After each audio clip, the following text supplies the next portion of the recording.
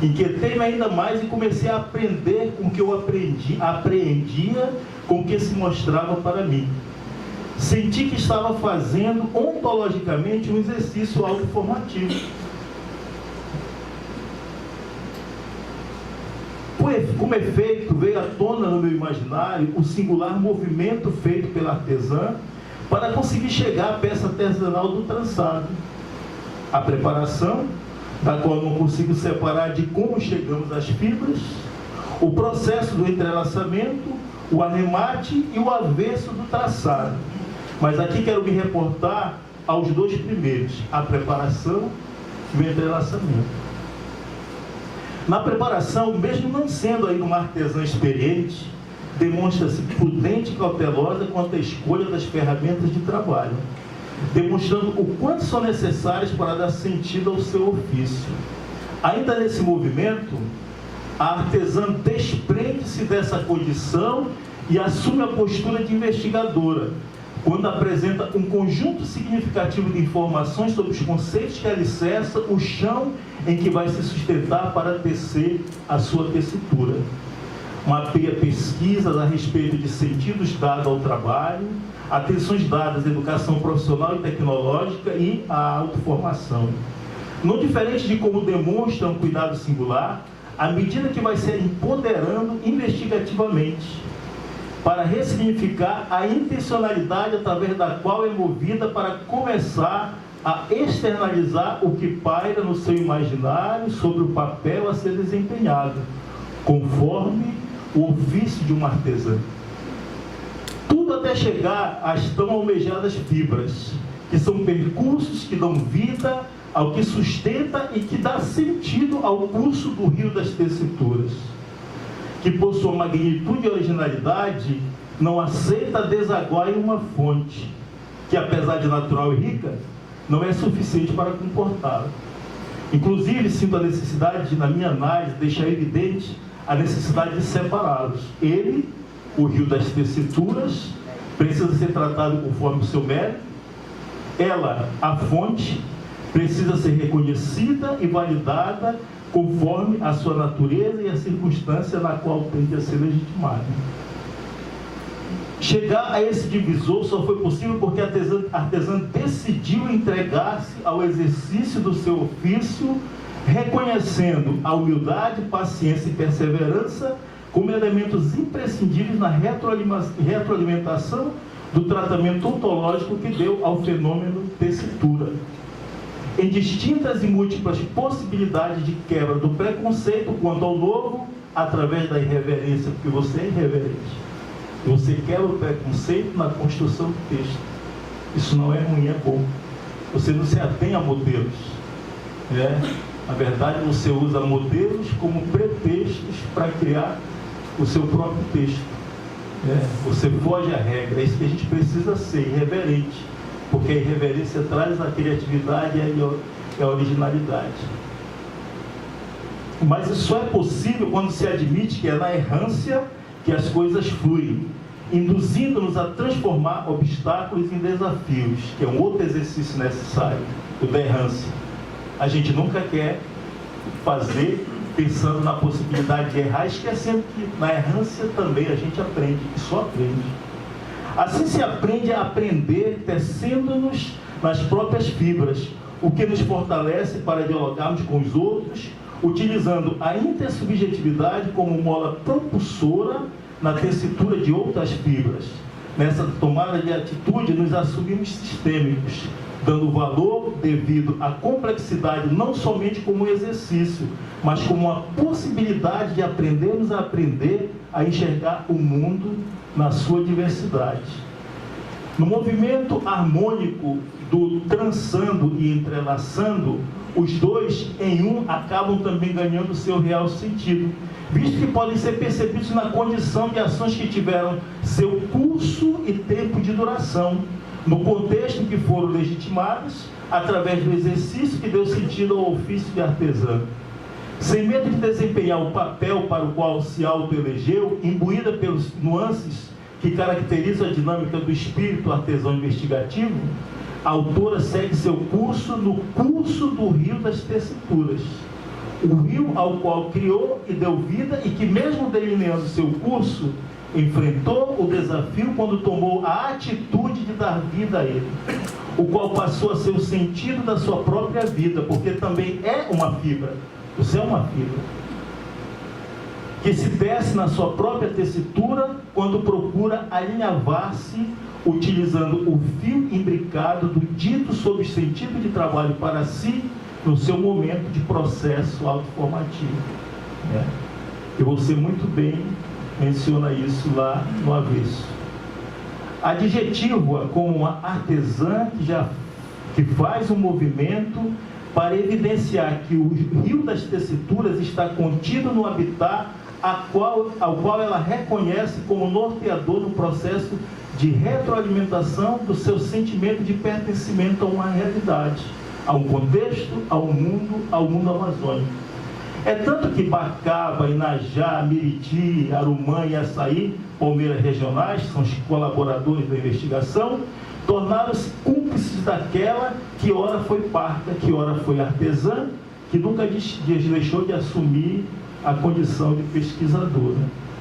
Essa atitude torna-se evidente quando quando eles, no caso os sujeitos ou as fibras, liberam suas histórias de professores vinculadas à educação profissional e tecnológica para a tessitura, que começa no processo dialógico que experienciam com aquela que tece, mas que também se permite tecer na intersubjetividade que define todo o seu percurso no percurso do curso do Rio das Tessituras. Após o exposto, constatei que o Rio das Tessituras teve seu tempo no tempo da pesquisadora. Nem me atrevo, a partir de agora, a olhar para ele, porque o que ficou dele nas suas margens, em que me encontro agora, apresenta um significado singular. Assim, para mim, resta parabenizar a artesã por ter me oportunizado a adentrar no que emergiu da tessitura de sua obra-prima, ou seja, do que emergiu da experiência ontológica da pesquisadora. Sinto-me impulsionado a conhecer o advindo da tessitura, em que sua etapa de finalização. Quero experienciar o uso dos sentidos para valorizar ainda mais o que se mostra para mim nesse tapete oriundo da tessitura, nas margens daquele rio que ainda segue seu curso, porque aquela que tudo move ainda não trocou pela fonte na qual ele desembocou. Tento tocar nas fibras, constato que são diferentes, uma mais finas que outras, mais claras e menos escuras, uma com mais texturas, outra com menos texturas, enfim, não são melhores e ou piores, porque nunca foram e nunca serão iguais. São diferentes nas suas próprias diversidades e precisam ser respeitadas assim como se apresentam, mesmo que aqueles que delas se aproximarem não concordem com a forma como se apresentam e com os movimentos que fazem para se enxergarem como palmeiras. O que importa é que nos dão fibras, permitindo-nos, assim como permitiram a artesã dessa tessitura, ou seja, a pesquisadora, a também tecermos nossas tessituras utilizando a dialogicidade como ferramenta artesanal imprescindível. Afinal de contas, ninguém tece uma tessitura sem a ajuda do outro, inclusive do diferente. Quando busco sentido para o cheiro do que ficou das fibras no traçado, sinto o cheiro de plantas que me reporta ao verde do mato que ficava molhado quando eu acordava naquelas manhãs frias lá no lago do Macuricanã, nas poucas vezes que acompanhei o meu avô nas suas viagens por aqueles beiradões, comprando produtos extrativistas. Era cheiro da própria dinâmica da vida que se mostrava para mim e me inquietava tanto que eu olhava para tudo que se mostrava ao redor e percebia que eu tinha um sentido quando buscava um sentido no que se mostrava para mim. Assim sinto quando experiencio o cheiro desse traçado, sinto o cheiro de vidas, vividas em tempos e em contextos diferentes, que um dia já tinham se entrecruzado sem serem movidos pela intencionalidade investigativa na mesa de trabalho utilizada pela artesã. mas sem terem sido tecidas numa tessitura singular.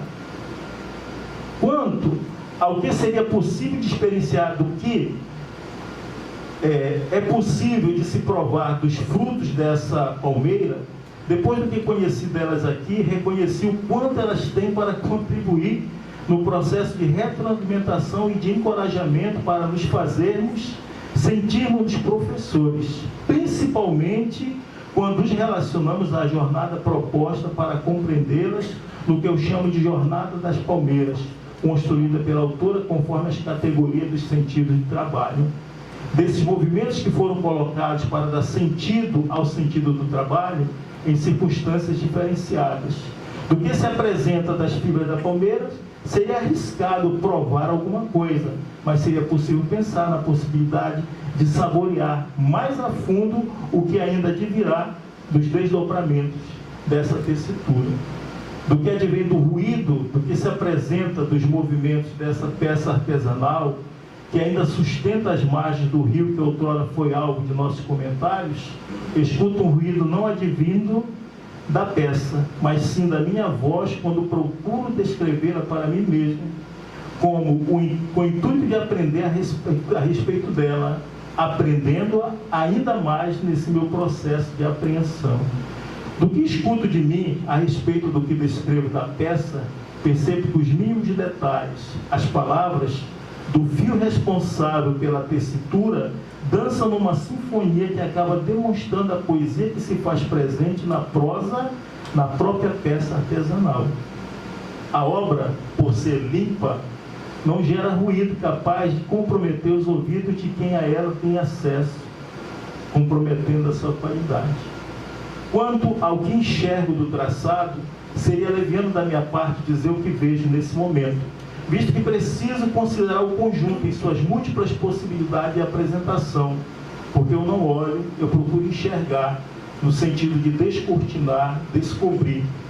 Por isso daqui sinto a necessidade de ir ao próximo movimento, ou seja, o arremate, que para mim é a fonte onde o rio das tessituras desembocou.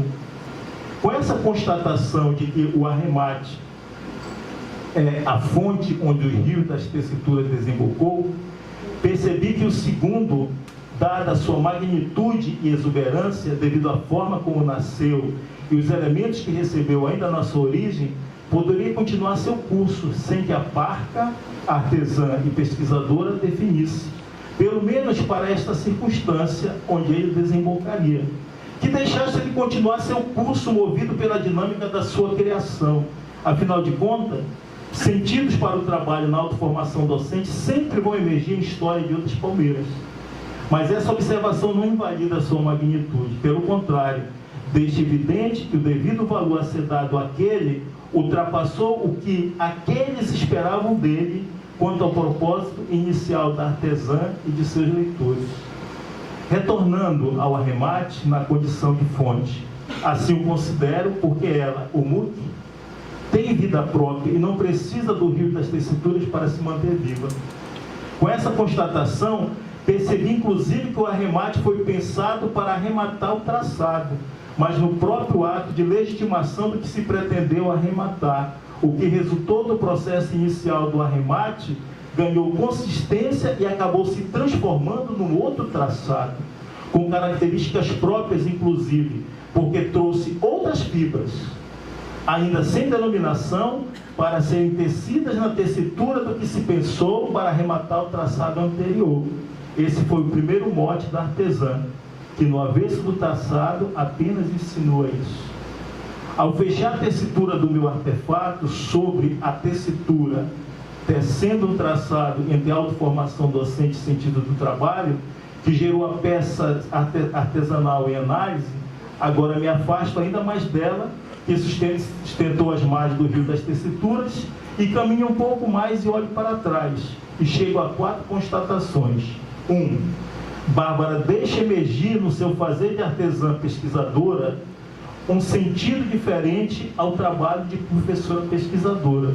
Ao assumir o percurso da sua autoria, comprova que o que é possível, melhor dizendo, ressignificar o sentido do trabalho investigativo tornando prazeroso e empolgante em todo o seu gerenciamento, o que acaba levando a pensá-lo como um ofício legitimado por um artesão, que, ao produzir uma única peça, diverte-se prazerosamente ao cuidar dos detalhes em todas as etapas da criação, o que acaba dando ao trabalho não o sentido de trabalho, mas de ócio, podendo ser transformado em ócio produtivo.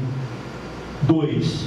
Bárbara, em todo o movimento que faz, comprova que é possível dar um tratamento diferenciado à autoformação, quando a problematizamos na nossa própria autoformação. O exercício de permitir-se tecer-se na tessitura com as demais fibras deixou claro que precisamos cada vez mais priorizar todos os momentos e vivências, independente das circunstâncias em que nos encontramos, como momentos capazes de contribuírem para a nossa autoformação. Não precisamos esperar pelo que pensam para nós para crescermos. 3. Um traçado entre autoformação docente e sentidos de trabalho para professores da educação profissional e tecnológica não é apenas um produto exigido por um curso de mestrado profissional, é uma dissertação de mestrado, conforme os padrões que se exige de um mestrado daquela modalidade. Apresenta um planejamento muito bem delineado, coadunando para uma fiel execução em todas as suas etapas, inclusive com uma base analítica consistente. E 4, tecendo um traçado entre autoformação docente e sentidos de trabalho, não pode ser considerado uma dissertação de mestrado, mas sim uma tese de doutorado. Assim a considero porque, dado o seu grau de maturidade e consistência analítica, permitiu-me problematizar não somente o aparente, mas também o subjacente. É resultado de um esforço de uma pesquisadora que deixou evidente que tomou a atitude de fazer o percurso mais amplo e com grau de responsabilidade de um pesquisador maduro. Por aqui fico e aproveito para parabenizar a Bárbara e sua orientadora, que tem seu dedo de anjo da guarda no que se transformou essa magnífica peça artesanal. Parabéns a vocês e obrigado por ver esse trabalho.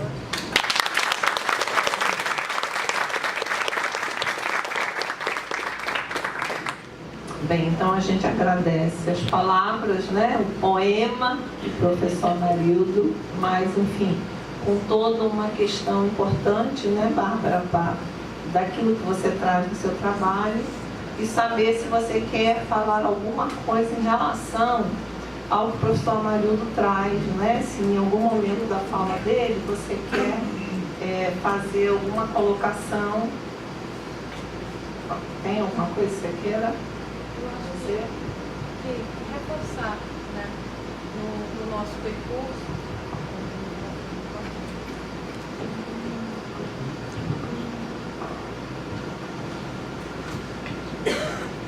Professor, eu agradeço a sua contribuição e eu acho que reforçar no percurso aquilo que nós quisemos trazer, né, que foi mostrar que o sentido da autoformação é o sentido de si, né? E quando o senhor e a professora Deise trazem suas colaborações e conseguem enxergar que o sentido é singular, é particular, eu acho que isso já nos engrandece muito. E esse foi o intuito, foi trazer à tona a singularidade, a subjetividade e perceber que cada indivíduo no processo vai enxergar esse traçado de uma forma diferente, vai enxergar com a sua lente, com o seu olhar. E eu agradeço imensamente as colaborações e a todos que estiveram aqui.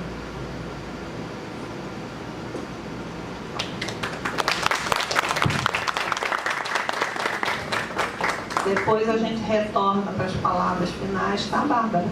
Minhas também, mas por hora a gente vai precisar de um tempo para decidirmos a vida de Bárbara.